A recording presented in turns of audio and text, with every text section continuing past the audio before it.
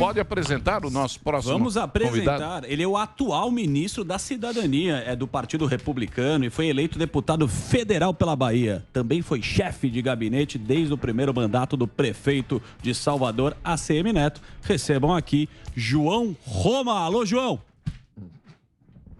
Olá, tudo bem? Prazer estar aqui no Pânico com vocês. Boa, João Roma é o nosso ministro da Cidadania, vai bater um papo com a gente. Quem quer puxar a primeira pergunta, por gentileza? Marinho, porque é aniversariante. Marinho, que é o aniversariante de hoje. Vai lá, Posso Marinho. falar? Salve, ministro. Não poderia ter outra pergunta a lhe fazer sobre o assunto principal do dia. Na verdade, tem uma confluência de grandes pautas aí simultaneamente. Você vê a questão do voto impresso com o que o Arthur Lira, presidente da Câmara, descreveu como uma coincidência trágica, esse desfile militar. Você acha, eu queria a tua opinião sobre qual foi a sua leitura desses dois eventos correndo aí simultaneamente e sua expectativa para a votação aí do voto impresso logo mais. Olha, são eventos distintos, não é? Agora pela manhã teve reunião de ministros lá com o presidente Bolsonaro e o presidente Arthur, não é, achou por bem pautar a questão do voto impresso em plenário. Trata-se do voto auditável. É um assunto que tomou alta temperatura, né, depois desse grande debate. E o que é importante colocar, né, de forma mais serena é que não é nada contra o voto eletrônico. Eu acho que a urna eletrônica foi um grande avanço para o Brasil. Mas isso é mais um passo, né, positivo para se colocar, sobretudo, a possibilidade de auditar esse voto. Isso eu acho que consolida e fortalece ainda mais a nossa democracia. Eu acho que o Brasil tem uma democracia já bem amadurecida, nada ameaça a nossa democracia, né? Então é muito importante que a gente possa cada vez mais, né, com segurança jurídica, né, com firmeza de propósitos, consolidar essa democracia. E um passo para essa consolidação, sem dúvida nenhuma, é a possibilidade de você sanar qualquer possibilidade de dúvidas, né, no momento maior, né, no momento que mais consolida a democracia, que é justamente a hora do sufrágio, a hora do voto. Então, se você tem ainda mais uma cláusula que pode atestar sobre a veracidade e que o processo é limpo, legal e tirar qualquer dúvida disso aí, isso sem dúvida nenhuma, fortalece a nossa democracia. Ô, ministro, eu queria que o senhor falasse do Auxílio Brasil, né, que está sendo debatido aí na internet, todos os pleitos políticos. Queria que você esclarecesse qual é a do Auxílio Brasil. Auxílio Brasil é um avanço, né, dentro do programa de transferência de renda. Os programas de rendas começaram nos idos do governo Fernando Henrique Cardoso. Vocês lembram lá do Bolsa Escola, Vale Gás. Na sequência, no segundo semestre do primeiro ano do governo Lula, isso foi empacotado e batizado de Bolsa Família. Todos esses programas foram importantes, né, para a nossa população. E agora nós chegamos num momento, especialmente agora no enfrentamento dessa pandemia, acho que evoluiu muito a quantidade de informações sobre públicos, inclusive, que não eram observados pelo Estado brasileiro e que nós estamos buscando é justamente ir além, né? Poder dar uma customizada nos programas sociais de transferência de renda do governo, né? Fortalecendo esse programa, ampliando, inclusive, a quantidade de beneficiários e o principal diferencial é que esse programa vá além, né, de uma rede de proteção para a população em situação de vulnerabilidade, mas que ele ofereça também para a população trilhas de emancipação. O que nós queremos é ofertar ferramentas, programas do Estado para que o cidadão consiga modificar a realidade como ele se encontra e alcance uma melhor qualidade de vida. Ô, ministro, você não acha que por conta de toda a atenção que estão dando para a PEC do voto impresso agora, você não acha que o Auxílio Brasil vai dar uma ofuscada agora? Porque a gente sabe que a imprensa, ela não gosta de noticiar quando vem coisa boa aí, né? Então, você não acha que foi um momento meio errado, devia ter esperado essa semana passar para apresentar o Auxílio Brasil aí para a população, não? Não, eu acho que o que a gente pode fazer para melhorar a vida de quem mais precisa não pode esperar. Por mim, eu já tinha enviado antes essa medida provisória e vamos ter muito debate ainda sobre isso, vai tramitar no Congresso. A implantação do novo programa social, o Auxílio Brasil, se dará no mês de novembro, mas é preciso sim que ela comece a tramitar antes, porque existe um bastidor muito forte por trás disso tudo, que é importante as pessoas saberem. Não é do dia para a noite que você consegue executar um programa grandioso como esse. Imagine só o pagamento do auxílio emergencial, né, que executamos esse ano para quase 40 milhões de pessoas, né, envolve aí contrato com Dataprev, Caixa Econômica para fazer pagamento, uma série de informações, definição de calendário. Então, tem um bastidor muito grande que são vários funcionários, colaboradores, contratos que precisam ser executados, transformação, processamento de sistema.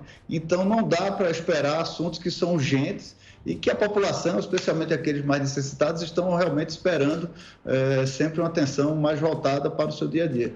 Ô, ministro, deixa eu fazer uma pergunta para você. Você estava falando agora aqui esse auxílio emergencial, até a gente bateu um papo com o Mickey Mouse. Sim. Verdade. Na época era a equipe do Mickey Mouse, aí sim. Era o Onix que estava aí na época e tal, e foi um trabalho que eles fizeram, foi um trabalho muito importante também, que foi feito assim muito rapidamente e acho que funcionou bem nessa pandemia. Mas a nossa dúvida, a dúvida do Samidana, tal, é o seguinte, da onde vem essa grana? O dinheiro aí desse auxílio Brasil. Da onde vem?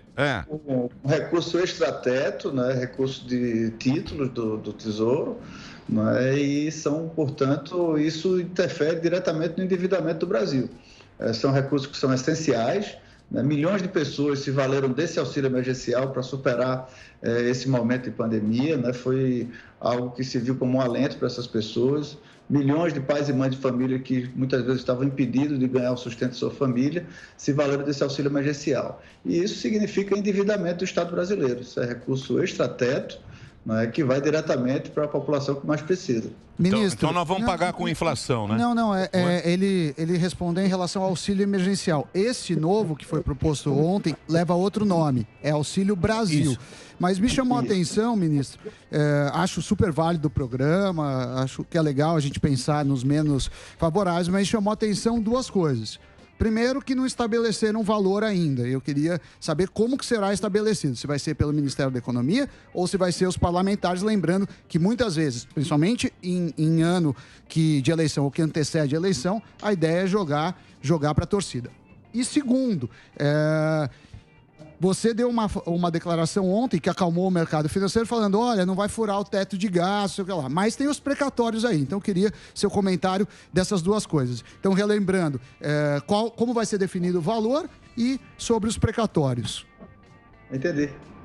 Seguinte, o valor, atualmente, o ticket médio do programa de transferência de renda é de cerca de R$ 189. Sim. Há um esforço para que se reajuste esse valor. O presidente Bolsonaro já declarou, inclusive, que deve reajustar em pelo menos 50% o valor do benefício. A medida provisória que enviamos ao Congresso Nacional ontem não é uma medida que trata sobre valores.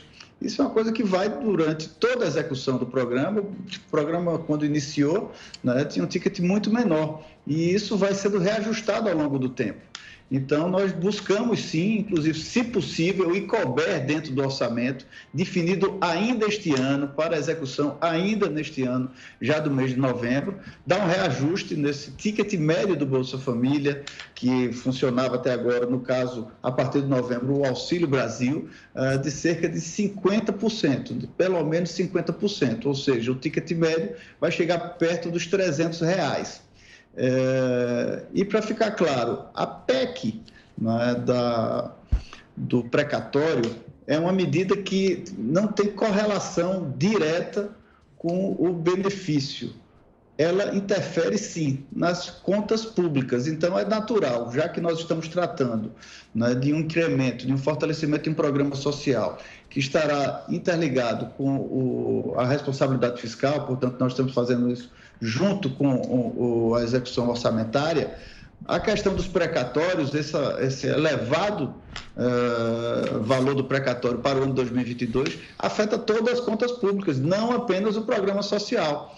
Então, tem muita gente achando que a questão do precatório é para viabilizar o programa social, quando já existe os recursos do programa social, estão em execução, já tem recursos assegurados para o próximo ano, são despesas correntes permanentes do Estado brasileiro, né? Então, o que se visa com a PEC dos precatórios é justamente criar um escalonamento para que haja previsibilidade por parte do Estado brasileiro e que os compromissos de precatório que serão honrados pelo Estado brasileiro não sejam de maneira inusitada, e sim dentro de um limite da despesa corrente líquida do próximo ano. Eu vou mudar a pergunta. Desculpe. Claro. Assim, o programa vai aumentar o valor, pelo que eu vi, né?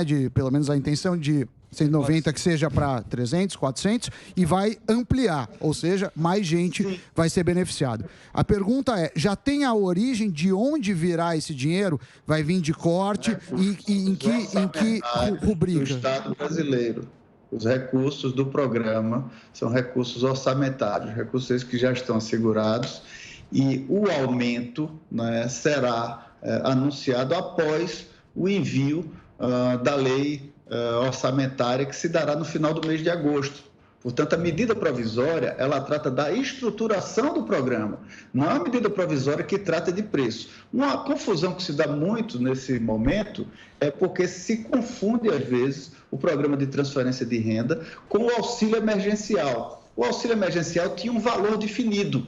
Começou com 600, depois passou para 300 e depois 250. Já o programa de transferência de renda, ele tem um valor médio. Por quê? Porque tem famílias que ganham cerca de R$80 e famílias que ganham mais de R$300. Esse reajuste desse programa se dá de tempos em tempos. Está previsto para ainda este ano, certo, o anúncio de um aumento nesse ticket médio de cerca de 50%. E isso só poderá ser feito após o encaminhamento da lei orçamentária ao Congresso, que se dará no final de agosto. Portanto, em meados de setembro, nós devemos ter o anúncio desse reajuste.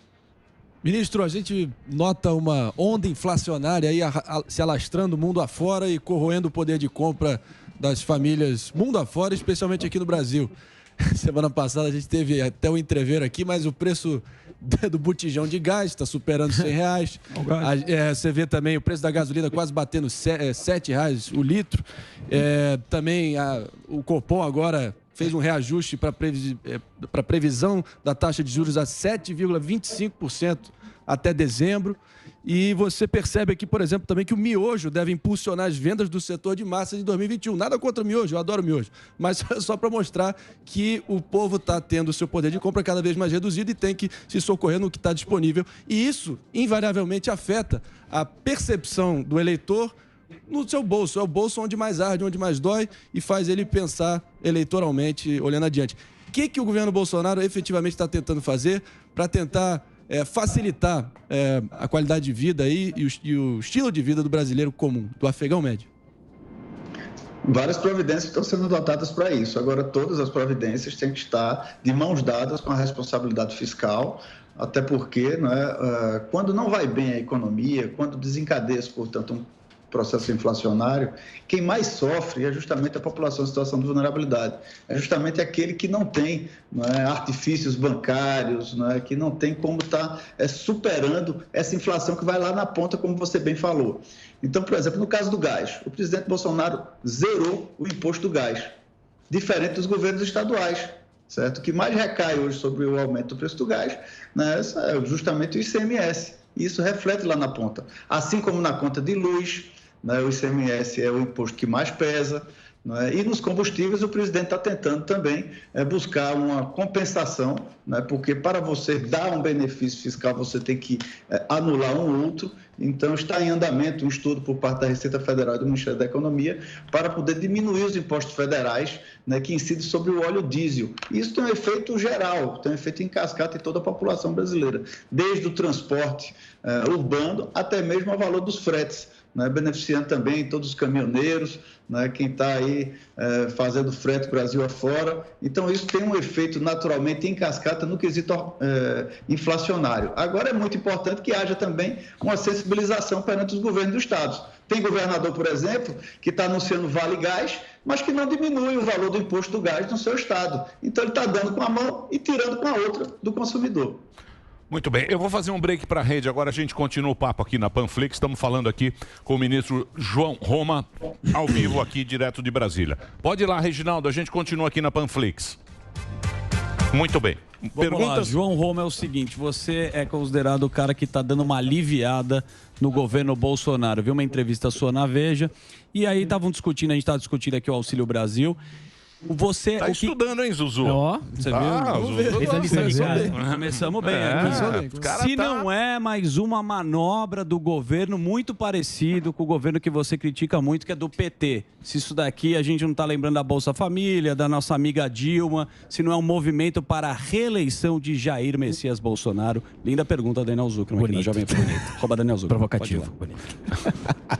Sem nenhum desmérito do processo eleitoral, a transformação desse programa é algo que vai muito além, né? Nós estamos justamente buscando ofertar ao cidadão brasileiro, né, uma possibilidade de efetiva ajuda para que ele possa transformar a sua realidade de vida.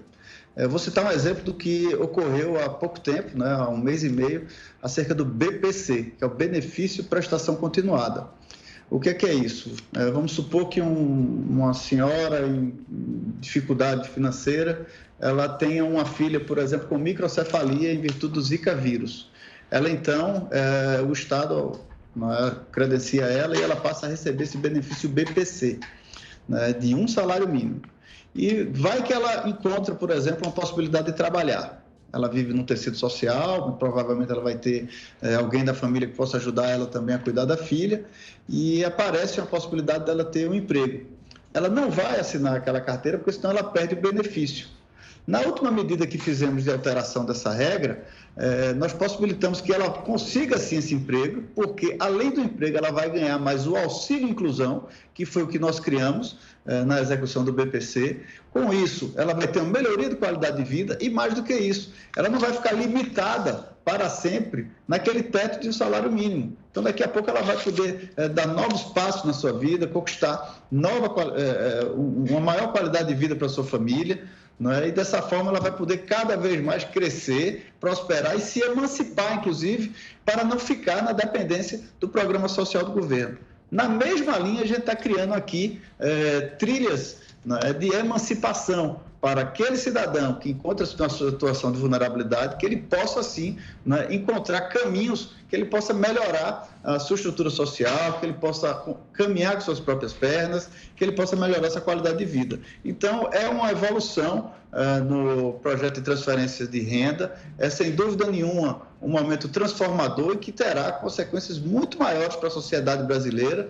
Então, diminuir muito um programa como esse, né, querendo fazer o seu link, né, diretamente com o período eleitoral. Já está muito claro que os programas de transferência de renda não são bandeiras de nenhum partido, né, ou nenhum viés ideológico, são conquistas do povo brasileiro. E o que nós buscamos é cada vez mais buscar o fortalecimento do SUS, o Sistema Único de Assistência Social, e fazer com que isso tenha eficácia, para que realmente sirva não apenas de uma teia de proteção, como também sirva para transformar a vida desses brasileiros.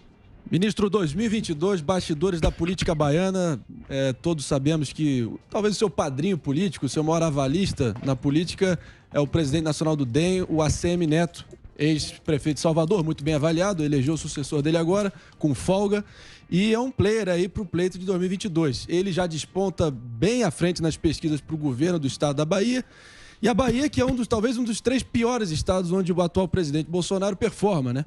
Saiu uma informação recente de que o ACM estaria costurando uma coligação com o presidente Bolsonaro na Bahia para 22. O ACM Neto veio a público contrariar isso e desmentir isso sumariamente. E eu queria saber, afinal de contas, em que pé estão essas articulações. O DEM, eu sei que você está no Republicanos agora, mas o DEM, pelo menos de acordo com a ACM, está sinalizando que vai ter candidatura própria para a presidência. E aí, conta pra gente um pouco aí, revela o que você puder dos bastidores da política aí na Bahia. Eu posso falar sobre o presidente Bolsonaro, sobre a ACM Neto eu não posso falar, todos sabem que quando eu fui Você pode sim, ô ministro, você pode fala em espanhol. Você pode falar do Bolsonaro. Fala em código. O Bolsonaro, ele rompeu comigo, né? Então estamos afastados desde o dia 12 de fevereiro. Né? Ele segue o caminho dele, eu sigo o meu caminho, que é o de defender o governo Bolsonaro, é isso que eu tenho feito na Bahia e no Brasil, né? E tenho dito que o presidente não ficará sem palanque na Bahia. Não é? Tanto ele desmentiu essa aproximação com o presidente Bolsonaro, quanto o próprio presidente Bolsonaro já informou que há mais de 8 meses não mantém contato com ele. não é? Então, que nós precisamos ver que não é apenas uma eleição local no estado da Bahia. Nós temos que fazer um enfrentamento que também se dá como enfrentamento nacional. Então, lá, do mesmo jeito, você vai ter Bolsonaro versus Lula na próxima eleição. E quem não atacar isso de forma frontal e puxar isso para um debate muito objetivo, né, talvez fique no limbo nesse período eleitoral. Olha, o ministro já cravou o segundo. Então, isso que eu ia perguntar. Já que o Marinho ele entrou em 2022 na questão estadual, eu queria perguntar, porque o Nordeste sempre foi visto como um reduto, né, do pessoal de esquerda, se você está observando que a mente do pessoal está mudando um pouco, está mudando conforme o governo Bolsonaro, ou está a mesma coisa, na sua opinião, ministro? Olha, ainda existe uma grande parcela da população que é usurpada justamente por essa comunicação de partidos de esquerda que busca cada vez mais manipular, né, a comunicação com essa camada menos favorecida da nossa população. Mas eu acho que, assim como o Brasil despertou nas eleições passadas e houve essa transformação, nos estados do Nordeste isso também tende a ocorrer. Você vê grandes movimentações de apoio ao presidente, você vê um sentimento na população, um desejo de mudança. Então, é uma tarefa que é árdua, que não é fácil, mas que tem sim, né? Caminhando na rua, você observa que as pessoas estão buscando novos caminhos. Boa mesmo. A gente estava falando, né? O Brasil já se livrou aí do sindicato, aquele sindicato. A gente vê a Argentina, né? Estava falando de inflação. Agora a inflação na Argentina é 50%, cara. Benefício social. Você acha que é sindicato já não tem mais essa... Né? Essa moral toda. Não tem essa moral toda. Você acha que vai para onde o barco do Brasil, ministro? Nós vamos para onde? Vamos para Argentina? Venezuela. Para onde a gente tá? Meio lá, né? Tá ali, ó. Vai para lá do que para cá. Meio barco. Repito o que dizia Juscelino Kubitschek. Em tratando-se de Brasil, o otimista pode até errar, mas o pessimista já começa errando. Muito bem. Candidato. Chupa Marinho com essa frase. Você gosta. Isso é bom. Então, pra você não tem segundo turno. Já tá entre Lula e Bolsonaro. Então, a terceira via do Marinho aqui. Pode esquecer. Não existe nenhum nome que tá na disputa. A eleição do Arthur Lira, né, para a presidência da Câmara, ficou muito claro, né, que dois blocos muito fortes se consolidam. E cada vez que esses blocos ficam consolidados, dificulta o surgimento de outros vetores. Por exemplo, o Ciro Gomes naturalmente vai ser consumido com a candidatura de Lula, assim como algum movimento do centro, porque se os movimentos partidários já estão em torno do presidente Bolsonaro, você não está vendo, né? É muito difícil você criar um líder nacional em tão pouco tempo e, sobretudo, né, no período eleitoral você tem um quesito estrutural, que são justamente os partidos políticos. E você não está vendo reverberar, né, um outro movimento que consiga, né, fazer frente a essas duas grandes placas tectônicas, né, que devem se apresentar no próximo ano para o eleitor brasileiro. Tá certo. Eu não posso deixar de perguntar, ministro, sobre a atuação do presidente. Eu converso pra caramba. Né? Eu converso com ele. Sobre a atuação, perdão, ministro, a atuação do presidente Arthur Lira na Câmara. A sensação é de que ele quase que se sente empoderado, ele realmente está passando a boiada, está conforme os caprichos dele. Você viu esforços recentes aí de uma parcela significativa do Congresso tentando avançar com a PEC da impunidade, que visava blindar parlamentares de investigações e qualquer ação contra os seus mandatos, mesmo por corrupção. Você viu a relativização da PEC da improbidade, além a MP da Eletrobras recheada de jabutis, e agora o Distritão, que pelo menos passou na comissão especial ontem. Eu queria a tua opinião, porque realmente é uma reforma política que, na minha opinião, só vai dificultar a oxigenação do Congresso, vai só manter os mesmos caciques de sempre com o poder em cima do poder decisório aí do povo. Eu queria a tua opinião sobre essa possível reforma eleitoral que está se avizinhando aí. Olha, a reforma eleitoral é um tema bem complexo. Aí teria que marcar um programa só para falar disso. São regras mudando, está se falando aí talvez de voltar novamente à coligação, o que eu não simpatizo, porque eu acho que isso é um retrocesso no quesito de fortalecimento dos partidos políticos. Para ter democracia forte, a gente precisa ter partido político forte. Mas eu acredito que o presidente Arthur Lira, ele teve uma expressiva votação na sua eleição para presidente da Câmara. A Câmara é uma casa autônoma, ele está exercendo, portanto, o seu papel, né? Ele ouve e atua junto com o colégio de líderes Então, as coisas são sim conversadas, ele tem sido, obviamente, muito pragmático e objetivo, mas isso também é demanda da população brasileira. Isso eu acho que fortalece a Casa Legislativa, né? Fortalece o papel do Legislativo do Brasil. Então, eu acho que nós temos, obviamente, a tripartição dos poderes, mas é muito importante você ter uma sinergia e um compromisso comum pelo Brasil. Não há poder, né, que possa viver por si próprio. E isso é muito ruim quando ocorre. Muitas vezes, por exemplo, o judiciário começa a estar entrando em outras searas. Isso, às vezes, vai ferindo o equilíbrio entre os poderes. Nós temos regras de pesos e contrapesos, justamente para a gente poder ter um Brasil com segurança jurídica e harmonia nas suas instituições. Ô, ministro, já que a gente falou em 2022, é impossível fazer a pergunta clássica aqui se o senhor vai ser candidato a alguma coisa, porque o Tarcísio parece que vai ser candidato, vai entrar e pode ser candidato, então tem muitos candidatos. Vai ser candidato aqui. Saindo do ministério, naturalmente eu serei candidato, sim. Mas deputado federal, reeleição. Você, 2022 vem aí.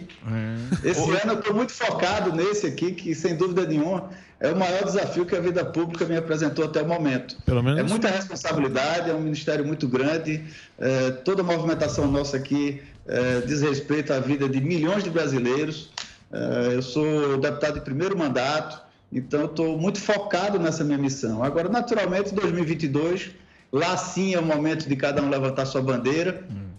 Nós vamos estar na rua, junto com a população, defendendo o que nós acreditamos. Esse ano não é ano dessa confusão eleitoral, partidária, essa queda de braço ideológica. Não, eu acho que esse agora é o momento de cooperação, porque o Brasil, assim como o mundo, está enfrentando as consequências de uma pandemia. A gente tem que superar esse processo e eu acho que o povo quer saber de providências.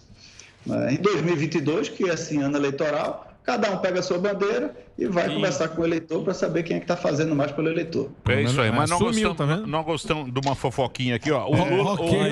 O Ciro, a gente fala Cirão, ele deu uma entrevista agora e ele falou que o Ciro Gomes disse que o Lula despirocou geral por estar cercado de bajuladores, tal, que ele fez muito mais mal ao Brasil do que o bem.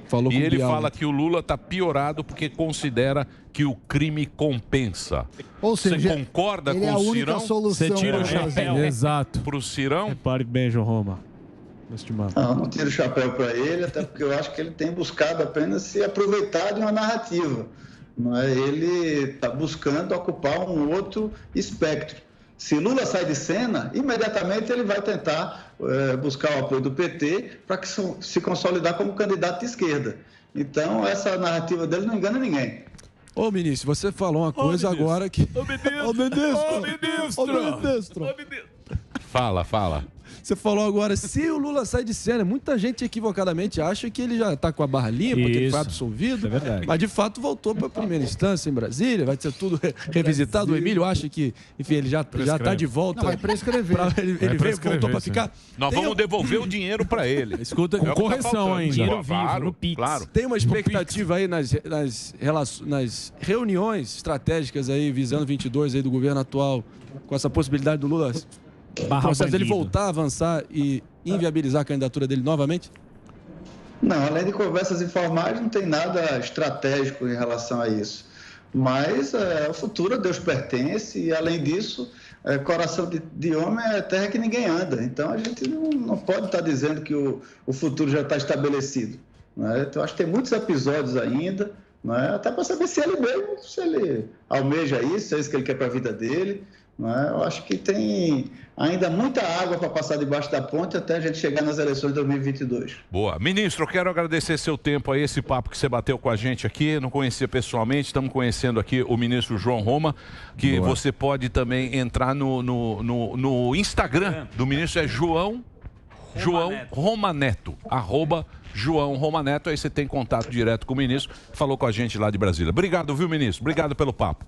Obrigado a você e aproveitando, Surita, dizer também que tem a hashtag Isso é Cidadania, quem tiver dúvida também sobre auxílio, sobre todas as ações aqui do Ministério da Cidadania, que são temas importantes, temas que atuam na área social, do governo Bolsonaro, assim também como a área de esporte. Eu estive em Tóquio lá na abertura das Olimpíadas. Mais de 85% dos nossos atletas lá estavam com incentivo do governo, como o Bolsa Atleta, por exemplo. Tivemos um grande investimento nesse ciclo olímpico. Então, ficamos aqui também à disposição. E, quando puder, manda para mim um brinde desse astronauta que fica aí no programa, que eu deixo aqui na mesa aqui do Ministério. Tá legal. Pode deixar. Obrigado. Aí tá o papo com a gente, o ministro João Roma, que bateu um papo com a gente da cidadania.